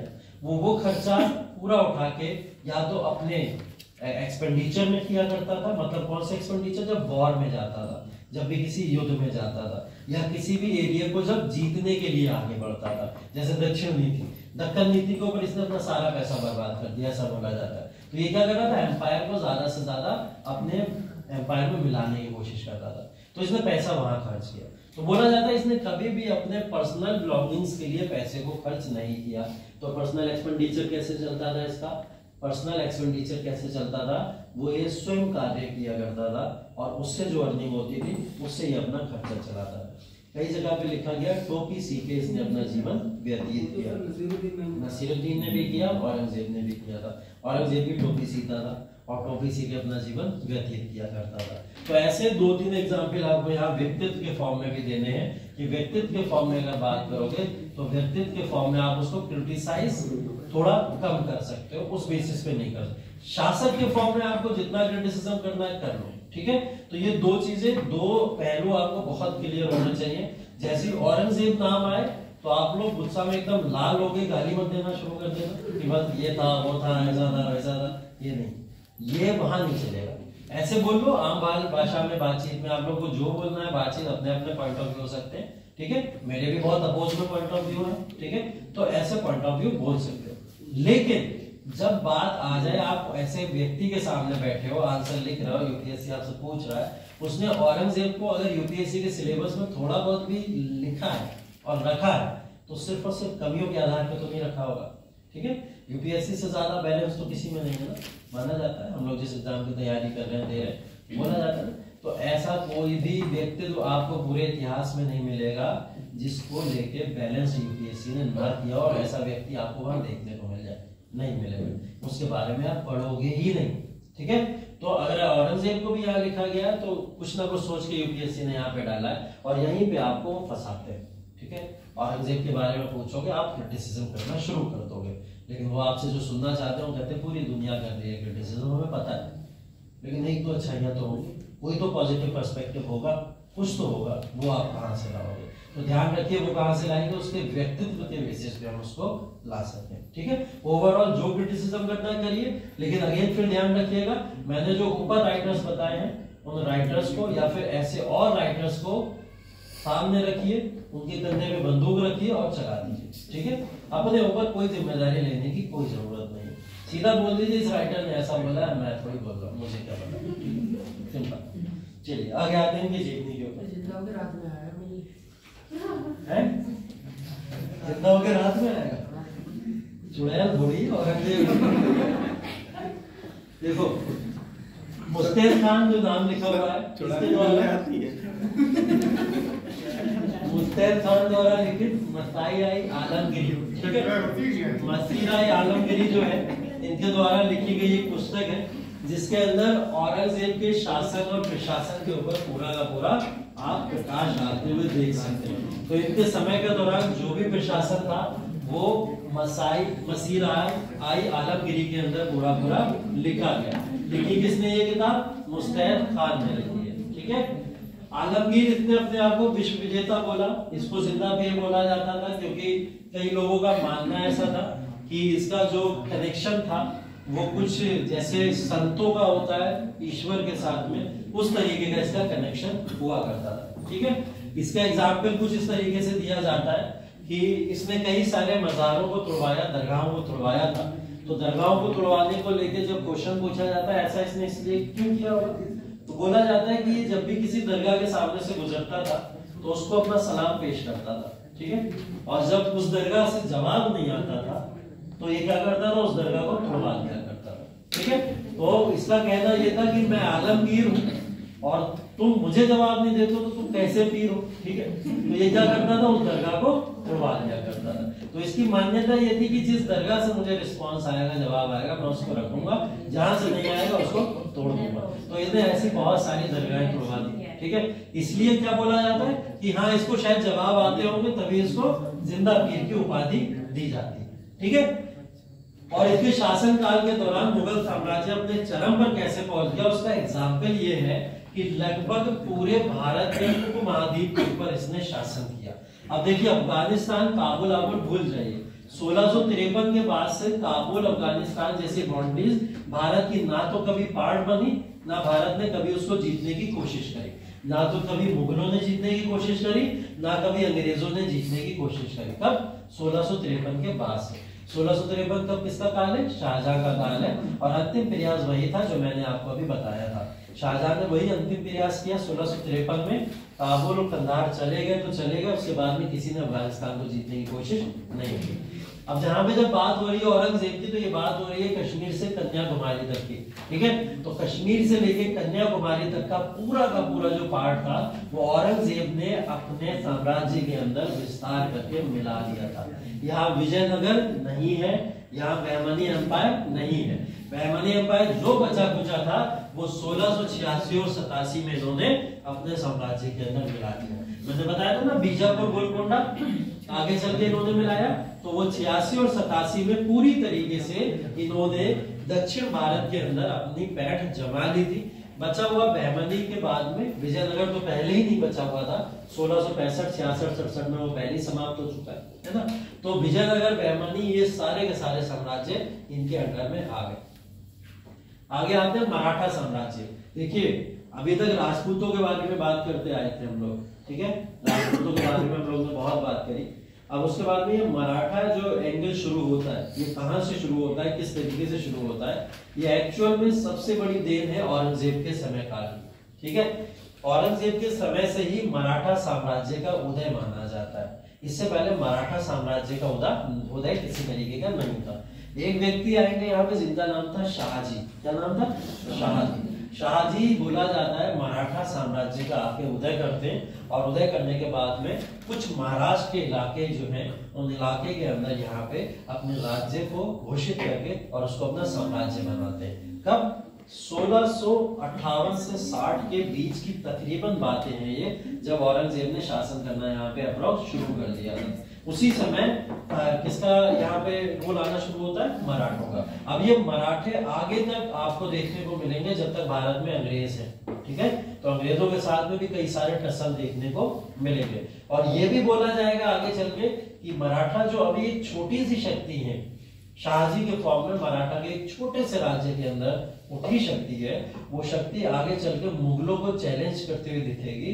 और उन मुगलों की जगह सबसे ज्यादा अगर माना जा रहा था कि शासन करने के लिए सबसे ज्यादा आगे कौन आ सकता है, तो वो मराठों को माना जा रहा है, ठीक है? कि मराठा अगले शासक होंगे भारत के, ऐसा पूरी तरीके से क्लियर था, हर तरीके से क्लियर था। लेकिन बेड़ा गर्क हो किसका? अहमद शाह अब्दाली। अहमद शाह अब्दाली आता है, मराठों को जो बंगू बनाता है, ठीक है?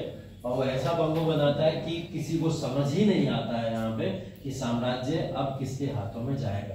वहां से एक बात डिसाइड हो गई, ये बोला भी जाता है कि मराठा भारत के ऊपर रूल नहीं करेंगे। ये डिसाइड जरूर हो गया था, लेकिन ये नहीं पता था कौन शासन करेगा, ठीक है? ये अहमद शाह अब्दाली के समय में जब आप पानीपत की तीसरी वाली लड़ाई कराओगे ना, तब सब पढ़ोगे, सारी चीजें पढ़ोगे। तो राजपूत और मराठा, ये दो जो एंगल है, इसके बारे में हम लोग जब मॉडर्न हिस्ट्री पढ़ेंगे तो इनकी क्रोनोलॉजी को एक बार समझेंगे, ठीक है? और राजपूतों से ज्यादा स्ट्रॉन्ग मराठा क्यों थे, और इतना स्ट्रॉन्ग होने के बावजूद भी मराठा क्यों हार गए, और अहमद शाह अब्दाली या फिर मुगलों के आगे क्यों नहीं खड़े हो पाए, इस सब के विस्तार में बात हम लोग करेंगे, ठीक है? मराठा राजपूतों से ज्यादा यहाँ पे कह सकते हो आप पावरफुल थे, ठीक है? इसलिए उनको अगली शक्ति माना जाता है। लेकिन इतनी पावरफुल शक्ति कैसे अचानक से पूरी तरीके से विलुप्त हो गई, उसके बारे में पढ़ना जरूरी। ये टॉपिक भी आपका, क्योंकि मराठों से रिलेटेड क्वेश्चन पिछले 5-6 सालों से किसी न किसी फॉर्म में पूछे जा रहे हैं। तो ये राजपूत और मराठे आपको वहां पे पढ़ने को मिले, ठीक है? इसके बाद देखिए औरंगजेब का फरमान, ठीक है, जिसको ज़वाबित आलमगीर बोला जाता है। ज़वाबित का मतलब ही होता है फरमान से मतलब होता है। तो ज़वाबित आलमगीर औरंगजेब का फरमान है, इसने ये जारी किया था। और जारी करने के बाद में इसने जितने भी सोशल रूल्स होते हैं, नैतिक नियम होते हैं, उन नैतिक नियमों को लागू करने के लिए मुहतासिबों को नियुक्त किया था। मुहतासिब क्या होते हैं? मुहतासिब इस ज़वाबित आलमगीर के लीडर हुआ करते थे, या इसके एक प्रशासक हुआ करते थे, जो इस पूरी की पूरी इकाई को लीड करते थे, ठीक है? तो ये दो चीजें जरूर याद रखिएगा, क्योंकि औरंगजेब से कुछ हटे और इधर उधर के भी क्वेश्चन कभी कभी पूछ लेता है, जो आपको इस वे में याद रखते हैं। ये जो नैतिक नियमों को लागू करने वाली बात है, ये उसके व्यक्तित्व की बात हो जाएगी। और जब आपको प्रेज करना होगा कभी औरंगजेब को, तो प्रेज करने में इसका उपयोग आप कर सकते हैं, ठीक है? क्योंकि आपको दोनों पहलुओं को साथ में लेके चलना पड़ेगा। तो प्रेज करने में आप उसके नैतिक नियमों के आदेशों का पालन करने के लिए उसने अलग से पूरा का पूरा विभाग बनाया, और उस विभाग को बना के उसने उसके ऊपर कुछ अधिकारियों को भी अपॉइंट किया, जो उन नैतिक नियमों को वहां पे रूल के अंदर लोगों तक पहुंचाया करते, ठीक है? शराब पीने पर प्रतिबंध लगाया, और भांग या फिर ऐसी कोई भी दवाएं जो नशा देती थी, उस तरीके की तमाम जो भी दवाएं होती थी, उसके प्रोडक्शन के ऊपर या फिर उसकी खेती के ऊपर पूरी तरीके से इसने रोक लगा दी, ठीक है? तो ये पूरा का पूरा ये भी एक क्लॉज है इसके अंदर। और बोला जाता है वीणा बजाने में बहुत कुशल था ये, ठीक है? म्यूजिक में जो वीणा होती है, उस वीणा को बजाने में बहुत कुशल माना जाता है इसको, मतलब उसका एक्सपर्ट था। उसके बावजूद इसने संगीत के ऊपर अपने दरबार में रोक लगा के रखी थी। तो संगीत भी किसी तरीके का दरबार के अंदर नहीं होगा, ठीक है? झरोका दर्शन की प्रथा बंद कर दी थी इसने। झरोका दर्शन क्या है और किसकी परंपरा है? अकबर क्या होता था इसमें?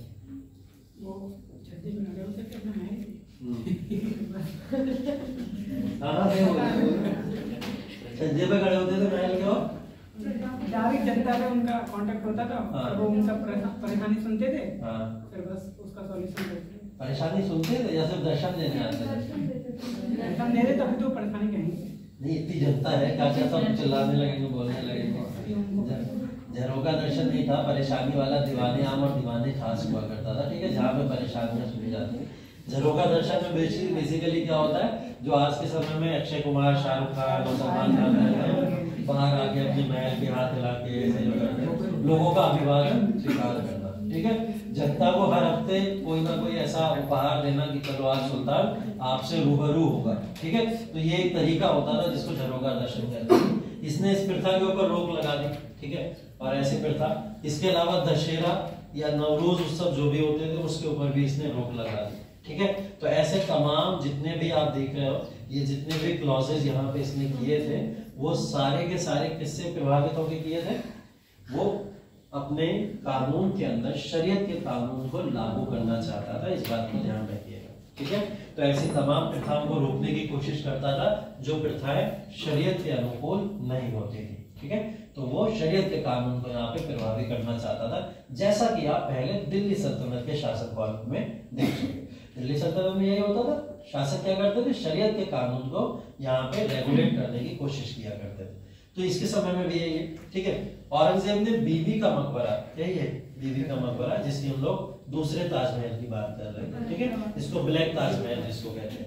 तो ये बीबी का मकबरा बनवाया था इसने, जो औरंगाबाद महाराष्ट्र के अंदर आज के समय में, किसकी याद में बनवाया था? उसकी वाइफ राबिया दुर्रानी, है ना, तो उनकी याद में इन्होंने बनवाया था। मोती मस्जिद लाल किले या दिल्ली के पास में ही बनवाई थी इसने मोती मस्जिद, ठीक है। तो ये भी इसने एक मोती मस्जिद और भी पढ़ चुके हैं लोग, किसने बनवाई है वो? शाहजहां ने मोती मस्जिद, ठीक है। और ये दूसरी वाली औरंगजेब ने बनवाई, ठीक है। वो मोती मस्जिद कहाँ है और ये मोती मस्जिद कहाँ है? वो वाली आगरा में है जो शाहजहां ने बनवाई है, ये वाली दिल्ली में है जो औरंगजेब ने बनवाई है, ध्यान रखिएगा। बीबी का मकबरा ध्यान रखिएगा, ब्लैक ताजमहल की इसको उपाधि दी जाती है, ठीक है, बीबी का मकबरा, नोट कर लो।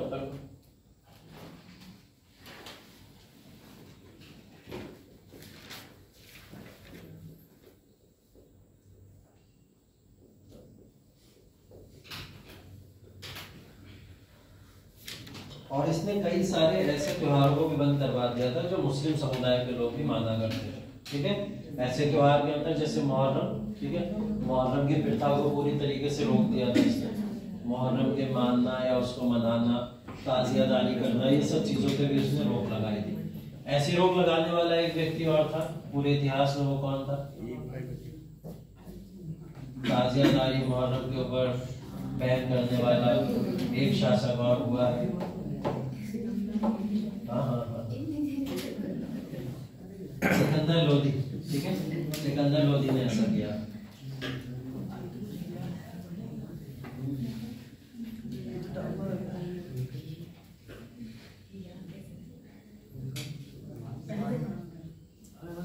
ठीक है, हो गया।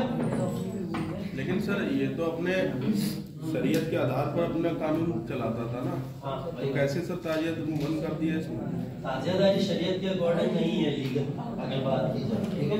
शरीयत का कानून वो है जो मोहम्मद साहब के समय काल के दौरान लिखा गया और लोगों के ऊपर लागू किया गया। और मोहम्मद साहब के समय काल के दौरान मुहर्रम या ताजियादारी जैसी कोई चीज नहीं थी, क्योंकि ये घटना मोहम्मद साहब के बाद की है, जब मुहर्रम को शुरू किया गया। तो इसका कहना यह था कि मुहर्रम या ताजियादारी बनाना ये बाद की बातें हैं, जो मोहम्मद साहब के समय नहीं हुआ उसको लागू करना ठीक नहीं। तो ये ताजियादारी बनाना, ये सब बनाना, इस सब को गलत मानता था, ऐसा इसका मानना था। तो ये अपने अपने व्यक्तित्व के आधार पर चीजें हो सकती है, ठीक है। अब मैंने आपको बताया भी था ताजियादारी वाली प्रथा भारत के अंदर कौन लाया था? तैमूर लंग लाया था। भारत में तो ऐसी परंपरा होती नहीं थी, तो तैमूर लंग जब 1300 ईस्वी में इसको लेके आ रहा है, तो फिर ये परंपरा 600 ईस्वी की कैसे हो सकती है? ये औरंगजेब का मानना था, ठीक है। सबका इसको लेके अलग अलग मानना हो सकता है।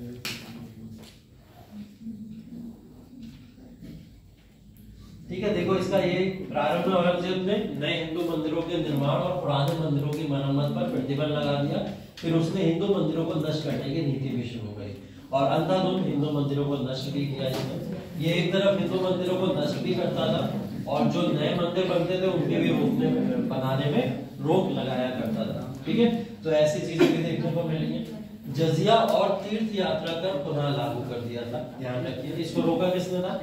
अकबर ने इसके ऊपर प्रतिबंध लगा दिया था, लेकिन इसने वापस से जजिया कर शुरू कर दिया और जो दूसरा कर है तीर्थ यात्रा कर इसने शुरू कर दिया। जजिया कर 1679 में जो शुरू हुआ अगेन, फिर ये लास्ट कब हुआ था? जजिया कर फाइनली किसने हटाया? हम लोग बहुत टाइम से देख रहे हैं, कभी कोई लगा रहा है, हटा रहा है, लगा रहा है, हटा रहा है। मोहम्मद शाह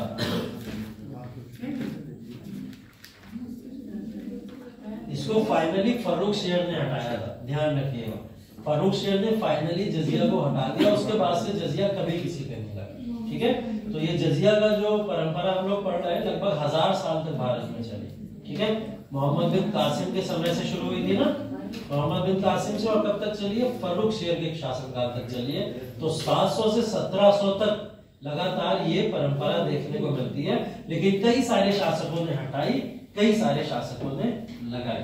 ठीक है, इसकी एक लिस्ट बना लीजिएगा अलग से और उस शासक का नाम लिख लीजिएगा, इसने जजिया लगाया, और नीचे लिखिएगा इसने जजिया हटाया, सन के साथ में लिख लीजिएगा जैसे यहाँ पे लिखा हुआ है। सब मैं बता चुका हूँ, एक बार बस आपको रिकलेक्ट करके उसको लिखना है। ठीक है, तो फाइनली बस ध्यान रखिएगा, फाइनली किसने हटा दिया? फर्रुख शेर ने, बस उतना ध्यान रखिएगा। ठीक, जैसा कि ये लिखा है, अन्य मुस्लिम संप्रदायों के प्रति भी सहिष्णु नहीं था, जो मैंने आपको दरगाह या वो वाली एग्जाम्पल दी है। मुहर्रम का जश्न रोक दिया था, ये बात हो गई है। 9वें सिख गुरु तेज बहादुर को फांसी दे दी थी, कारण क्या था? गुरु तेज बहादुर जो है उनको फांसी दे दी गई थी। जजिया 1679 में यहाँ पे हटा दिया गया, वहां पे 1717 में फाइनली पूरी तरीके से हटा दिया। हाँ, अकबर द्वितीय को शरण दी थी। ठीक है, उनको समर्थन दिया था। अकबर द्वितीय है कौन?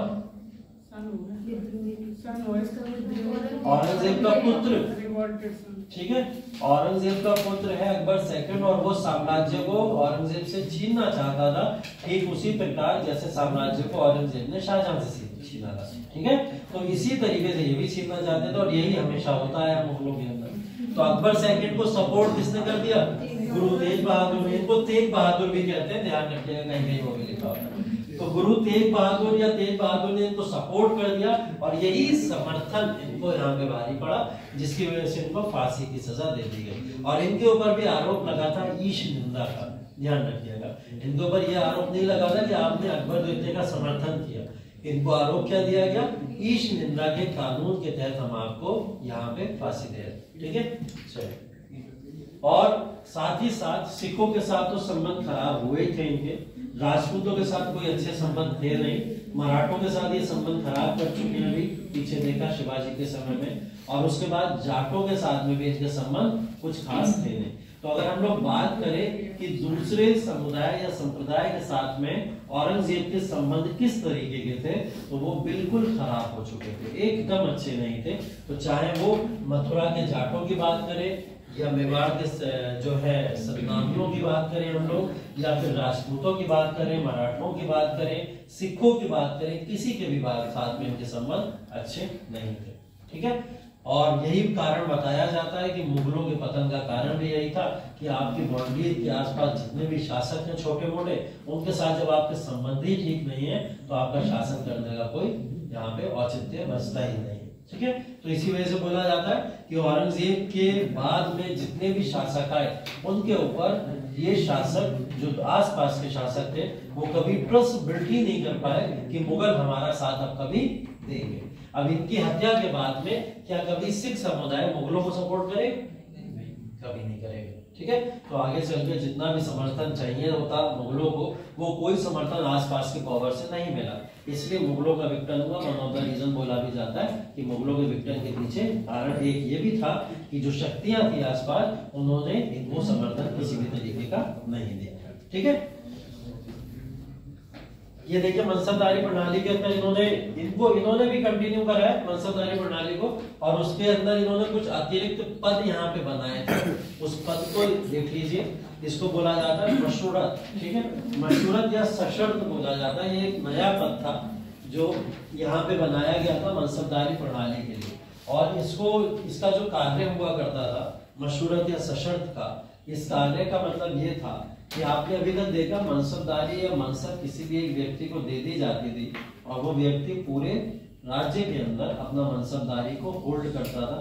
मतलब एक जो आपने पढ़ा है पैदल सैनिकों और घुड़सवारों की सेना पूरी की पूरी उनके अंडर में हुआ करती थी, ठीक है। ये लोग क्या थे, ये लोग गवर्नर की तरह कार्य करते थे, राज्यपाल की तरह कार्य करते थे मनसबदार के। तो मनसबदार का राज्यपाल जो होता था, अब ये कार्य सारा का सारा सेना किसके पास कितनी रहेगी, किस अमाउंट में घोड़े रहेंगे, किस अमाउंट में पैदल सैनिक रहेंगे, ये कार्य इसके हाथों में आ चुका था, मशरूरत के हाथों में, ठीक है। तो ये मनसबदार के हाथों का कार्य मशरूरत के हाथों में दे दिया गया था। मनसबदार को इन चीजों से फ्री कर दिया गया था, और उनको कार्य सीधा सीधा किसके लिए दे दिया गया था, टैक्स कलेक्शन के लिए, कि रेवेन्यू बढ़ाओ ज्यादा से ज्यादा। और इसीलिए उसने यहाँ पे एक नई पोस्ट को इजाद किया। जानवरों के चारे की लागत को पूरा करने के लिए खुराक के दबाव नामक एक कटौती जोड़ी, ठीक है। कटौती जोड़ी मतलब ये एक सेस की तरह लगता था, सेस एक कर होता है, ठीक है। तो सेस की तरह लगने का मतलब अगर कोई कर लगाया जा रहा है जानवर के चारे की लागत को पूरा करने के लिए, कोई चारा खरीद रहा है, तो चारा खरीदते समय उसकी लागत को पूरा करने के लिए 1-2 रुपए एक्स्ट्रा उसे टैक्स के फॉर्म में देने पड़ते, ठीक है, जिससे ये लागत पूरी हो जाएगी। ध्यान रखिएगा, खुराक के दबाव बोला जाता था, ये जानवरों के चारों से रिलेटेड है। कभी कभी शब्दावली पूछ लेता है ना कि खुराक के दबाव क्या है, ठीक है। तो ध्यान रखिएगा, जानवरों से रिलेटेड, उनके चारों से रिलेटेड एक व्यवस्था है, ठीक। बाकी ये देख लीजिए, औरंगजेब ने राजपूतों को उच्च पदों पर रखा, ठीक है, इसने भी उच्च पदों पर रखा था, और कई सारे अधिकारियों की जो नियुक्ति की थी उसमें मराठे बड़ी संख्या में शामिल थे। ऐसा बोला जाता है औरंगजेब की जो नीति थी वो सहिष्णु नहीं थी, लेकिन जब वो शासन किया करता था तो शासन करने के दौरान उसने कुशलता के बेसिस पे अपने साम्राज्य के अंदर लोगों को भर्ती किया था, ठीक है। जैसा कि एग्जाम्पल के फॉर्म में देख लो, मराठे और राजपूतों को या बड़ी संख्या में बोला जाता है कि हिंदूस को उसने अपने साम्राज्य के अंदर उच्च पदों पर रखा था, ठीक है, क्योंकि इससे पदों पे रखने से फायदा किसको होगा, औरंगजेब को होगा। तो वो क्या करता था यहाँ पे उच्च पदों पर रखने की जो अकबर की नीति थी, उस नीति को इसने यहाँ पे कंटिन्यू किया, ठीक है। आलमगीर नामा मिराज मोहम्मद कासिम ने लिखा, इनके समय में एक राइटर हुए मिराज मोहम्मद कासिम आलमगीर नामा। धार्मिक नीति के बारे में तो बात हो गई, ठीक है। अब इसके बाद में देखिए औरंगजेब के जो सैन्य अभियान है उसके बारे में चर्चाएं हैं। औरंगजेब के सैन्य अभियान, उसके समय में राजस्व कैसा था, प्रशासन कैसा था, या ये पढ़ना इसलिए जरूरी है क्योंकि हमको इससे ये स्थिति क्लियर हो जाएगी कि औरंगजेब के हाथों से साम्राज्य जब गया तो उस समय मुगल साम्राज्य बचा कैसा था, ठीक है। इसलिए हमको औरंगजेब के समय के साम्राज्य के दौरान जो भी स्थितियां हैं उस स्थिति को पढ़ना जरूरी है। पहले सैन्य अभियान देख लेंगे क्योंकि दक्कन नीति इसकी बहुत पूछी जाती है, एग्जाम के अंदर बार बार पूछी जाती है। फिर उसके बाद राजस्व या ऐसे कुछ टॉपिक्स के ऊपर चर्चा करके औरंगजेब खत्म करके आपका मिडेवल का पार्ट खत्म हो जाएगा, ठीक है। मिडेवल का पार्ट पूरी तरीके से यहाँ पे एंड हो जाएगा। चलिए ठीक है, ये कर लेते हैं इसको। Thank you so much.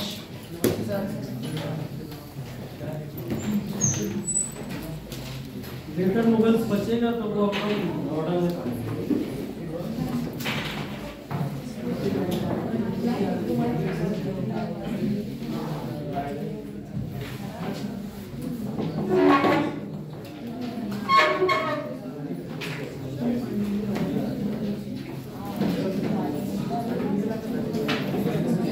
Yeah.